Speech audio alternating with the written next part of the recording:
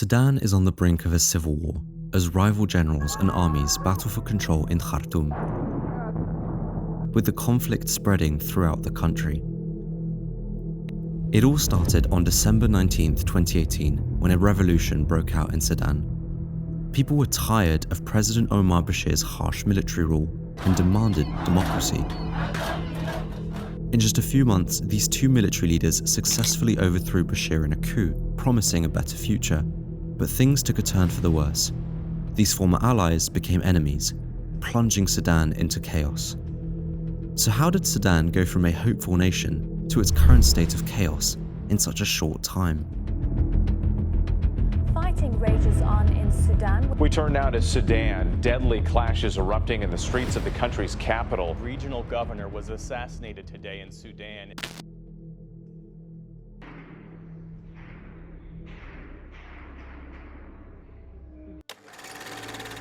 Sudan has been in conflict since its founding, with military coups happening every few years until Colonel Omar Bashir's takeover.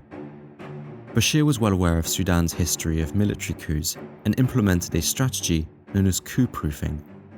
He surrounded himself with protectors while ensuring they remained in check to prevent any attempts to overthrow him. While the country's official military, SAF, was busy fighting the civil war in southern Sudan, another conflict in the eastern region broke out.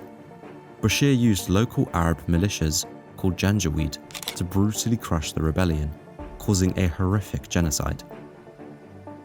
Later he made them into a paramilitary force named Rapid Support Forces, making the man in charge Mohammed Hamdan Dagalo, commonly known as Hemeti, his most trusted protector. After the civil war in Sudan South ended in 2011, President Omar Bashir's position weakened. The economy suffered as vital oil resources shifted to South Sudan after independence.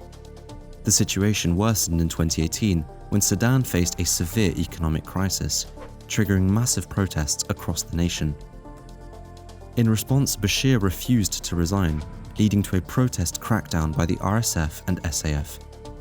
However, the RSF and SAF realized that Bashir's leadership was no longer beneficial to them as they already had control over most of the country's resources. On April 11, 2019, SAF commanders joined forces with Hemeti, catching both Bashir and the civilians off guard and removing Bashir from power. After Bashir's removal, initial celebrations turned to doubt as concerns arose over new leadership's violent history.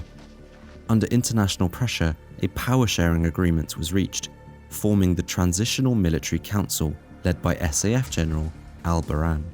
However, a disagreement arose when al-Bashir proposed merging the RSF with the SAF, causing tension.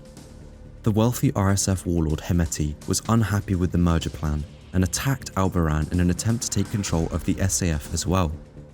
But al-Bashir narrowly escaped, and this clash sparked a war between the two military forces, resulting in the loss of countless civilian lives and the displacement of thousands.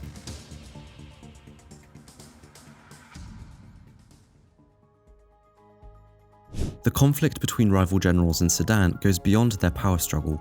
Sudan's strategic location along the Nile and its ports near important trade routes have attracted outsiders. These countries compete for military bases in Sudan to protect their interests and control crucial points like the Suez Canal and the Horn of Africa.